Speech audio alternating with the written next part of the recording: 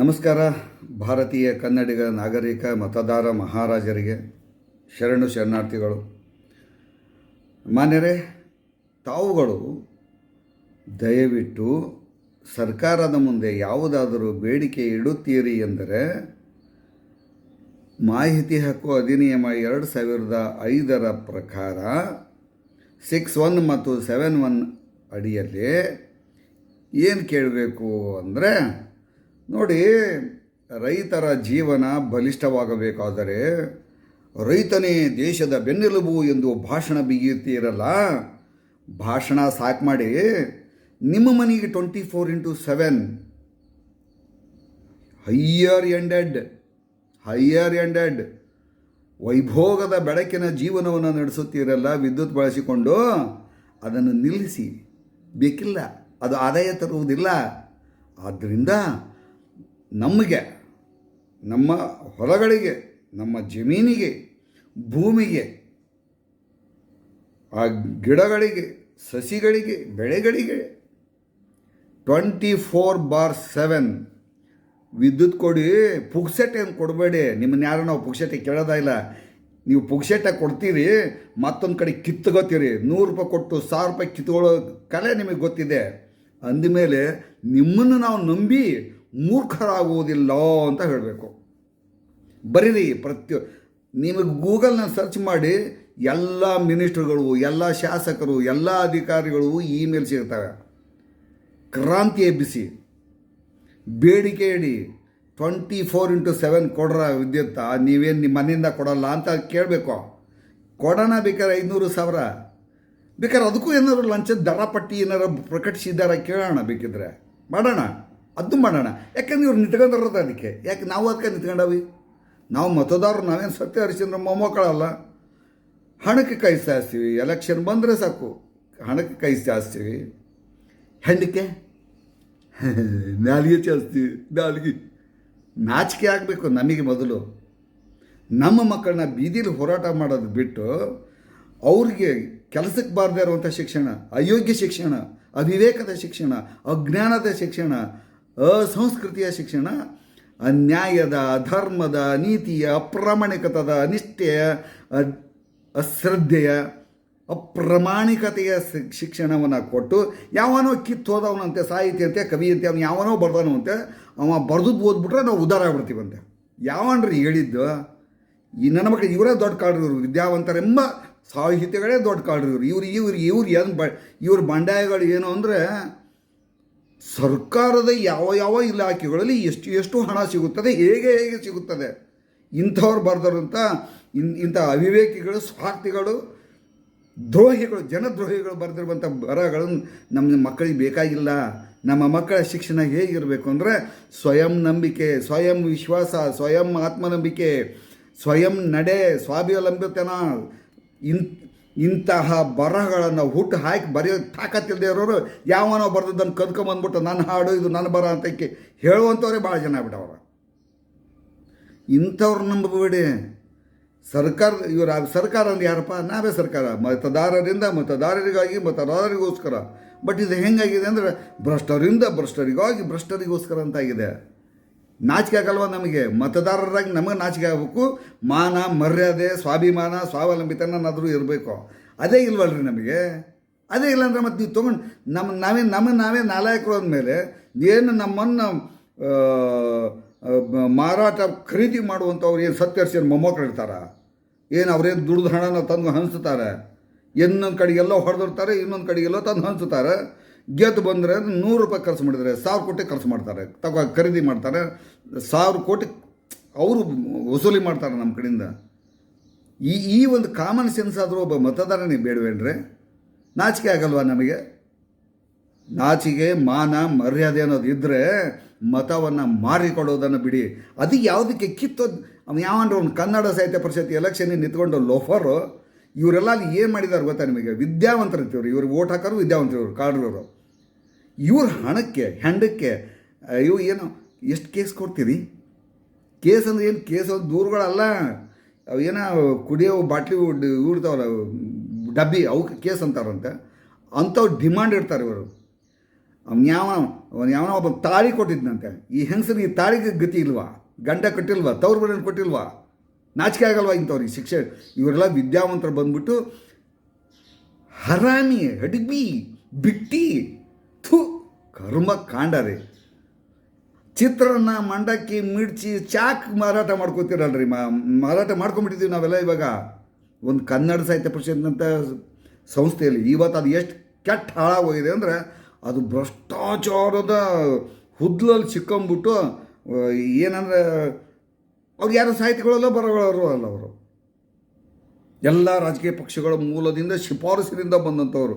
ಜಾತಿ, ಮತ, ಧರ್ಮ, ಕುಲ, ಪಂಥ ಅಂಥೇಳಿ ನಮ್ಮನ್ನು ಒಡೆದು ಹಾಕಿ, ನಮ್ಮ ಮನಸ್ಸುಗಳನ್ನು ವಿಚಿತ್ರಗೊಳಿಸಿ, ನಮ್ಮ ಮನುಷ್ಯನ ಈ ವ್ಯಕ್ತಿತ್ವವನ್ನೇ ಕಲುಷಿತಗೊಳಿಸಿ, ಇವರು ವಿದ್ಯಾವಂತರು. ವಿದ್ಯಾವಂತರ ಕಥೆಯೇ ಈ ಕನ್ನಡ ಸಾಹಿತ್ಯ ಪರಿಷತ್ತಿನ ಅಂಗಳದಲ್ಲಿ ಹೀಗಾಗಿರಬೇಕಾದ್ರೆ, ಭಾರತ ದೇಶದಂತಹ ಒಂದು ಸುಂದರವಾದ ನನ್ನ ಭೂಮಿ ತಾಯಿ, ಇದು ನನ್ನ ತಾಯಿ, ಇದು ನನ್ನ ತಾಯಿ ಅಂತ ಹೇಳಿಕೊಡುವಂತಹ ಪಂಚಭೂತಗಳನ್ನು ಗೌರವಿಸುವಂತಹ ನಮ್ಮಂಥವರು ಇವತ್ತಿನ ದಿವಸ ತಲೆದಗ್ಗಿಸಿ ಸಮಾಜದಲ್ಲಿ ನಡಿಬೇಕಾಗಿದೆ. ಕನ್ನಡ ಸಾಹಿತ್ಯ ಪರಿಷತ್ತಿನ ಹೆಸರಿನಲ್ಲಿ ನಾವು ಏನೂ ಕಾರ್ಯಕ್ರಮ ಮಾಡ್ತಾರೆ ಅಂದರೆ ಅದಕ್ಕೆ ಹೋಗೋಕ್ಕೆ ಅಸಹ್ಯ ಅನಿಸುತ್ತೆ. ಆ ರೀತಿ ಮಾಡಿಬಿಟ್ಟಿದ್ದಾರೆ. ಅದೇ ರೀತಿಯೇ ಭಾರತದಲ್ಲಿ ಪ್ರಜಾಪ್ರಭುತ್ವ ಆಗಿರೋದು ಇವಾಗ. ಯಾಕೆ? ಹಿಂದೂಗಳು, ಮುಸ್ಲಿಮರು, ಸಿಖ್ಖರು, ಕ್ರಿಶ್ಚಿಯನರು ಇವ್ರು ಯಾರು ಮನುಷ್ಯರಲ್ವಾ? ಮನುಷ್ಯನ ಒಂದು ವೈಯಕ್ತಿಕ ಇವತ್ತು ಏನಾದರೂ ಸಮಾಜದಲ್ಲಿ ಶಾಂತಿ ಅಸಮಾಧಾನ ಒಂದು ರೀತಿ ಕ್ರೈಮ್ ರೂಪದ ಪರಿಸರ ನಿರ್ಮಾಣ ಆಗಿದೆ ಅಂದರೆ ಈ ರಾಜಕೀಯ ಪಕ್ಷಗಳು ಮತ್ತು ರಾಜಕಾರಣಿಗಳ ಕಾರಣ. ಅವ್ರ ಮಕ್ಕಳು ಯಾರಾದರೂ ಬಂದು ಬೀದಿ ಬಂದು ಹೊಡೆದಾಡ್ತಾರೇನ್ರಿ? ಹೋರಾಟ ಮಾಡ್ತಾರೇನ್ರಿ? ಕೇಳ್ತಾರೇನ್ರಿ ಬೀದಿ ದೀಪನ? ಕೇಳ್ತಾರೇನ್ರಿ ಒಳ್ಳೆ ಚರಂಡಿನ? ಕೊಟ್ಟಕ್ಕೆ ಹೋಗ್ತಾರೇನ್ರಿ ತೆರಿಗೆನ? ಯಾರನ್ನೂ ದುಡ್ಡು ಕೊಟ್ಟು, ಅದು ಎಷ್ಟು ದುಡ್ಡಿಗೆ ಅಂತೀರಿ ನೀವು? ಅವ ಅಧಿಕಾರದಾಗ ಅದಾನ ಅಂದ್ರೆ ಅಪ್ಪ, ಮಕ್ಕಳು, ಹೆಂಡ್ರು, ಅವ್ರದ್ದು ಸಂಬಂಧಿಕರು ಓಸರು ಅಧಿಕಾರದಲ್ಲಿ ಇದ್ದೀವಿ ನಾವು, ಹೋ ಅಂತಾರೆ. ಇಂಥವ್ರಿಗೆ ನೀವು ಓಟ್ ಹಾಕೋದು, ನಾವು ಮಾರಾಟ ಮಾಡ್ಕೊಳ್ಳೋದು ನಮ್ಮನ್ನು ನಾವು. ನಮಗೆ ನಾಚಿಕೆ ಆಗಬೇಕು. ನಾಚಿಕೆ ಇಲ್ಲ, ಮಾನನೂ ಇಲ್ಲ, ಮರ್ಯಾದೆನೇ ಇಲ್ಲ. ಮೂರು ಮಾರ್ಕೊಂಡ್ಬಿಟ್ಟಿದ್ದೀವಿ ನಾವು. ಈ ಮೂರು ಮಾನಸಿಕವಾಗಿ ನಾವು ಮಾರ್ಕೊಂಡಿರೋದ್ರಿಂದ ದೈಹಿಕವಾಗಿ ನಾವು ಶೋಷಣೆಗೆ, ಶ್ರಮಕ್ಕೆ ಒಳಗಾಗಬೇಕಾಗುತ್ತೆ. ಶ್ರಮಜೀವಿಗಳ್ರಿ ಅವರು. ಪಾಪ ಅವ್ರಿಗೆ 15,000 8,000 ಪಗಾರ ಕೊಡ್ತಾರೆ KSRTCಲಿ, ಸಾರಿಗೆ ಸಂಸ್ಥೆಯಲ್ಲಿ ಕಾರ್ಮಿಕರಿಗೆ. ಅದಕ್ಕಿಂತ ಬಸ್ ಸ್ಟ್ಯಾಂಡಲ್ಲಿ ಭಿಕ್ಷೆಗೆ ಬಿಡಿದ್ರೆ 25,000 30,000 50,000 ಲಕ್ಷ ಗಟ್ಟಲೆ ದುಡಿಬೋದಲ್ಲ. ಸ್ವಲ್ಪ ಇಲ್ಲಿ ಮಾನ ಮರ್ಯಾದೆಗೆ ಹಂಚಿತಾನೆ ನಾವು ಶ್ರಮ ಜೀವನವನ್ನು ಮಾಡೋದು. ಏನೇನು ಕೆಲಸ ಮಾಡ್ದೇನೆ ಐ ಶ್ರೇಣಿಯ ಅಧಿಕಾರಿಗಳು, ಎ ಶ್ರೇಣಿಯ ಅಧಿಕಾರಿಗಳು ಲಕ್ಷಾಂತರ ರೂಪಾಯಿ ಪಗಾರ ತಗೊಳ್ಳೋದಲ್ಲದೆ ಅವ್ರ ಪಗಾರಕ್ಕೆ 100 ಪಟ್ಟು, 1000 ಪಟ್ಟು, 1,00,000 ಪಟ್ಟು, ಕೋಟಿ ಪಟ್ಟು ಆಸ್ತಿ ಮಾಡ್ಕೋತಾರೆ ವಿತಿನ್ ದ ಶಾರ್ಟ್ ಪೀರಿಯಡ್. ಅವ್ರಿಗೆ ಯಾರು ಕೇಳೋದಿಲ್ಲ. ಅವ್ರಿಗೆ ಶ್ರಮಜೀವಿಗಳಲ್ಲ ಅವ್ರು ಭಾರಿ ವಿದ್ಯಾವಂತರು. ಅವರು ಇವರೇ ಹಾಳು ಮಾಡಿರೋದು ಅದನ್ನು. ಇಡೀ ರಾಜಕೀಯ ವ್ಯವಸ್ಥೆಗೆ ಒಂದು ರೀತಿ ಮಧ್ಯವರ್ತಿಗಳು ಇವರು, ಭ್ರಷ್ಟಾಚಾರದ ಮಧ್ಯವರ್ತಿಗಳು ಇವರು. ಅಲ್ಲರಿ ಮತ ಮಾರ್ಕೊಳ್ಳೋದು ನಾನೊಬ್ಬ ಭ್ರಷ್ಟನಲ್ಲ, ಹೆಂಡಕ್ಕೆ ನಾಲಿಗೆ ಚಾಚುವವನು ನಾನು ಭ್ರಷ್ಟನಲ್ಲ. ಅಂಗಿ ಸೀರೆ ಲುಂಗಿ ಅಂಗಿ ಪಂಜಿ ಲಿಕ್ಕರ್ ಕುಕ್ಕರ್ ಇನ್ನೂ ಏನೇನು ಯಾವ್ಯಾವುದಕ್ಕೂ ಮಾರಾಟ ಆಗ್ತೀವೋ ಗಲೀಜಿಗೆ, ಅಂಥ ಗಲೀಜು ತಿಂದ ನಾವೇ ಶುದ್ಧ ಅಲ್ಲ ಅನ್ನೋದಾದರೆ ಅದನ್ನು ಹಂಚಿಸಿದವರು ಅವರೇನು ಸತ್ಯಹರಿಶ್ಚಂದ್ರನ ಮೊಮ್ಮಕ್ಕಳಾಗಲು ಸಾಧ್ಯವೇ? ದಯವಿಟ್ಟು ಕ್ಷಮಿಸಬೇಕು. ಸತ್ಯಹರಿಶ್ಚಂದ್ರನನ್ನು ನಾವು ದೇವಾನುದೇವತೆಗೆ ಗೌರವಿಸ್ತೀವಿ. ಪಾಪ ಅಂತಹ ಪುರುಷನನ್ನು ಕೂಡ ನಾವು ಮಾತಿನಲ್ಲಿ ತಂದುಬಿಡ್ತೀವಿ, ಮಹಾಪುರುಷರನ್ನು. ಅಂತಹ ಮಹಾಪುರುಷರಿಗೆ ಕ್ಷಮೆಯನ್ನು ಕೋರುತ್ತಾ ಹೇಳ್ತಾ ಇದ್ದೀನಿ ಈ ಮಾತನ್ನು. ಇವರು ಸತ್ಯಹರಿಶ್ಚಂದ್ರನ ಮೊಮ್ಮಕ್ಕಳೇ ಇವರು ಅಂತ, ಆಗೋಕ್ಕೆ ಸಾಧ್ಯನಾ ಇವರು ಅಂತ. ಇಲ್ಲಿ ನಮ್ಮ ಮಕ್ಕಳಿಗೆ ಕಲಿಕೆಗೆ ಶಿಕ್ಷಣ, ಇವತ್ತಿನ ದಿವಸ ಶಿಕ್ಷಣ ಯಾವ ರೀತಿಯಾಗಿದೆ ಗೊತ್ತಾ? ಮೇಷ್ಟ್ರುಗಳು ಪಾಠನ ಮಾಡೋ ಹಾಗಿಲ್ಲ, ಅಷ್ಟು ಒತ್ತಡ ಅವ್ರ ಮೇಲೆ. BLO ಅಂತೆ, ಜನಗಣತಿ, ದನಗಣತಿ, ಕೈ ಬೆರಳು ಗಣತಿ ಮಾಡಿಸ್ಬಿಡಿ.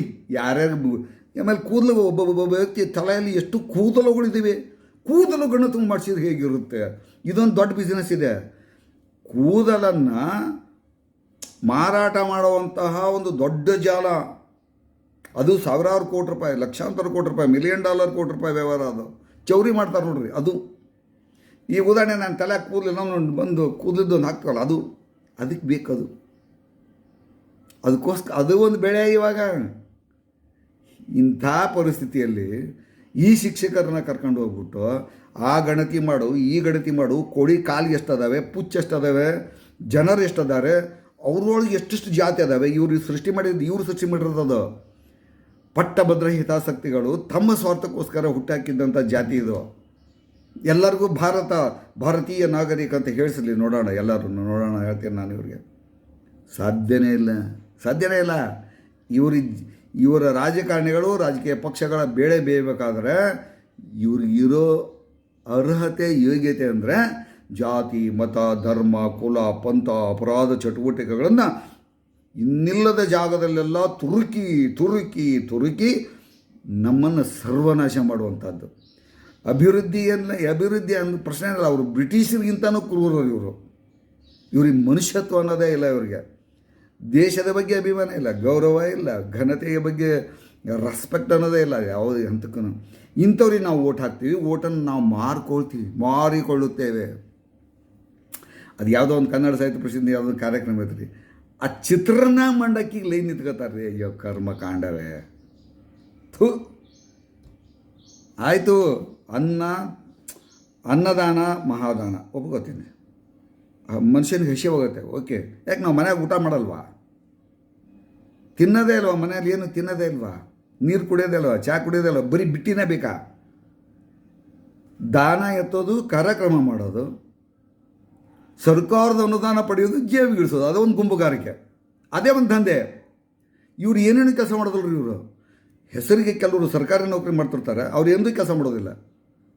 ಇವ್ರು ಇಂಥ ಬರೀ ವೇದಿಕೆ ಮೇಲೆ ಕಾಣಿಸ್ಕೊಳ್ತಾರೆ. ಇಂಥ ನಾಯಕರನ್ನ ನಾವು ಸಮಾಜದಲ್ಲಿ ಗೌರವಿಸ್ಬೇಕಾ? ಪ್ರಜಾಪ್ರಭುತ್ವ ಅಂತಾರೇನ್ರಿ ಇದಕ್ಕೆಲ್ಲ? ಕರ್ನಾಟಕ ರಾಜ್ಯದಾದ್ಯಂತ ಇರುವಂಥ ಎಲ್ಲ ಸರ್ಕಾರಿ ಕಚೇರಿಗಳಿಂದನೂ 4-1B ನೋಟಿಫಿಕೇಶನ್ ಪ್ರಕಟ ಮಾಡಿದ್ದಾರೆ. ಕೇಳ್ರಿ ನೋಡೋಣ, ಮಾಹಿತಿ ಕೇಳ್ರಿ. ನನಗೆ ಅರ್ಜಿಗಳಿದ್ದು ಕೆಲವ್ರು ಕೇಳ್ತಾರೆ, ಸರ್ ಯಾವುದಾದ್ರೂ ಕಾಪಿ ಪೇಸ್ಟ್ ಮಾಡ್ಕೊಳ್ಳುವಂಥ ಅರ್ಜಿಗಳನ್ನು ಕೊಡ್ರಿ. ಯಾಕೆ ನೀವು ಸ್ವತಂತ್ರ ಬುದ್ಧಿ ಇಲ್ವಾ? ಸಾಮಾನ್ಯ ಜ್ಞಾನನೇ ಇಲ್ವಾ? ಇದ್ರ ತಾನೇ ಆ ಶಿಕ್ಷಣ ಹತ್ತದು ಕೊಟ್ಟಿದ್ದಾರೆ ಇವರು. ಗುಲಾಮ್ಗಿರಿ ಮಾಡ್ಕೊಂಡು ಹೋಗ್ಬೇಕಷ್ಟೇ. ದೂಸರ ಮಾತಾಡಬಾರ್ದು, ಪ್ರಶ್ನೆ ಮಾಡಬಾರ್ದು. ಪ್ರಶ್ನೆ ಮಾಡಿದ್ಯೋ FIR, ಪ್ರಶ್ನೆ ಮಾಡಿದ್ಯೋ ಒಳಗೆ ಹಾಕು. ಏನ್ರಿ ಇದು? ಇದಕ್ಕೆ ಯಾವನಾರ ಭಾರತ ದೇಶ ಪ್ರಜಾಪ್ರಭುತ್ವ ಸುಧಾರಣೆ ಅಂತ ಹೇಳ್ತಾರೆ. ಅಲ್ಲ, ನಾವು ಎಲ್ಲ ಈಗ ನೋಡೋಣ. ಇವಾಗ ಮೊಹಮ್ಮದ್ ಪೈಗಂಬರರಾಗಲಿ ಅಥವಾ ಜಗಜ್ಯೋತಿ ಬಸವೇಶ್ವರನಾಗಲಿ, ಯೇಸು ಕ್ರಿಸ್ತನರಾಗಲಿ, ಅವರ ಅಂತಿಮ ದಿನಗಳನ್ನು ನಾವು ಪರಿಗಣನೆ ಮಾಡಿದಾಗ, ಅವರ ಇತಿಹಾಸವನ್ನು ನೋಡಿದಾಗ ಸತ್ಯ, ನ್ಯಾಯ, ನೀತಿ, ಧರ್ಮಕ್ಕೆ ಈ ಸಮಾಜ ಕೊಟ್ಟ ಬೆಲೆ ಏನಂತ ಗೊತ್ತಾಗೋಗುತ್ತೆ. ಸರ್ವಧರ್ಮಗಳು ಒಂದೇ, ಆಚರಣೆ ಬೇರೆ ಇರ್ಬೋದು, ಅದಕ್ಕೇನು ಸಂಬಂಧ? ಯಾರಿಗೂ ನಮ್ಮ ಮನೆ ಬಗ್ಗೆ ಕಾಳಜಿ ಇಲ್ಲ, ನಮ್ಮ ಮಕ್ಕಳ ಬಗ್ಗೆ ಕಾಳಜಿ ಇಲ್ಲ, ನಮ್ಮ ರಾಜ್ಯದ ಬಗ್ಗೆ ಕಾಳಜಿ ಇಲ್ಲ, ನಮ್ಮ ದೇಶದ ಬಗ್ಗೆ ಕಾಳಜಿ ಇಲ್ಲ. ಆದರೂ ಮತವನ್ನು ಮಾರ್ಕೋತೀವಿ. ಎದಕ್ಕೆ? ಪುಡಿಗಾಸಿಗೆ. ನಿಮಗೆ ತಾಕತ್ತೈತೇನ್ರ? ನನ್ನ ಮತದ ಶಕ್ತಿ ಒಂದು ನಮ್ಮ ದೇಶದಲ್ಲಿರೋ ಸಂಪತ್ತಿಗೆ ಸಮಾನ ಅಷ್ಟು ಕೊಡು ಅಂತ ಕೇಳಿ ನೋಡೋಣ ಯಾವನಾರ ಬಂದವನಿಗೆ. ಮೊದಲು ಚುನಾವಣೆ ಸಂದರ್ಭದಾಗ ಇವ ಓಟ್ ಕೇಳೋ ಮನೆಗೆಲ್ಲ ಬರ್ತಾರೆ. ಈಗ ಅವ್ನು ಬರ್ದಲ್ಲ, ಅವ್ನು ಏಜೆಂಟ್ರು ಬರ್ತಾರೆ, ಸಾಲುಗಟ್ಟು ಬರ್ತಾರೆ. ಮಾಧ್ಯಮಗಳು ಅವ್ರನ್ನ ಹೊಗಳೋಕ್ಕೋಸ್ಕರನೇ ಮಾಧ್ಯಮಗಳನ್ನ ಮಾಡಿ ಕಟ್ಕೊಂಡ್ಬಿಟ್ಟಿರ್ತಾರೆ ಇವರು. ನಾವೆಲ್ಲ ಮತವನ್ನು ಮಾರಿಕೊಂಡ್ರೆ ಆತ್ಮಗೌರವ ಏನ್ರಿ ಅದು? ಅವ್ರನ್ನ ಪ್ರಶ್ನೆ ಮಾಡೋಕ್ಕಾಗತ್ತೇನ್ರಿ? ಒಂದು ಪತ್ರಿಕೆಯಲ್ಲಿ ನೋಡಿದ್ದೆ ನಾನು, ಕೊರ್ರಾಳ ಪಟ್ಟಿ ಹಿಡಿದು ಕೇಳುವ ಧೈರ್ಯ ಬಂದಿದೆ ಮಾಹಿತಿ ಹಕ್ಕು ಬಂದ ಮೇಲೆ. ವಾದಿಸ್ಕೊಂಡು ಬರ್ತಾ ಇದ್ದಾರೆ ಮಾಹಿತಿನಲ್ಲಿ ಅರ್ಜಿ ಹಾಕೊಂಡು ಹೋದವರೆಲ್ಲ. ಅದಕ್ಕೆ ನಾನು ಹೇಳೋದು, ಮನೆಯಲ್ಲಿ ಕಾಲ ಮೇಲೆ ಕಾಲು ಹಾಕಿ ಕೂತ್ಕೊಂಡು ಪ್ರತಿಯೊಬ್ಬ ಮತದಾರ ನಾಗರಿಕ ಮಹಾರಾಜನಂತೆ ವರ್ತಿಸ್ಬೇಕು, ಭಿಕ್ಷುಕನಂತಲ್ಲ, ಗುಲಾಮನಂತಲ್ಲ. ಇನ್ನೂ ನಾವು ಎಲ್ಲಿ ತನಕ ಮಾನಸಿಕವಾಗಿ ನನ್ನ ಕುಟುಂಬದ ಬಗ್ಗೆ ನಾನು ಕಾಳಜಿ ಹೊಂದಿರೋದಿಲ್ವೋ ಅಲ್ಲಿ ತನಕ ನಾವು ಮಾರಾಟ ಮಾಡಿ. ಶ್ರೀಮಂತರ ಮನೆ ಹೆಣ್ಮಕ್ಳು ಕ್ಯೂನಲ್ಲಿ ನಿಂತುಕೊಂಡು ಕುಕ್ಕರ್ ತೊಗೊಂಡಿದ್ದಾರೆ ಅಂದ್ರೆ ನಾಚಿಕೆ ಆಗ್ಬೇಕು ರೀ. ಸೀರೆ, ಪಂಜಿ, ಅಂಗಿ, ಲುಂಗಿ, ತಟ್ಟಿ ಲೋಟ ಸತಿ ಇಸ್ಕೊಂಡಿದ್ದಾರೆ. ಲೈನ್ ಮೇಲೆ ಕ್ಯೂ ಹಚ್ಚಿ. ಅದು ಹೆಂಗೆ ಗೊತ್ತಾ?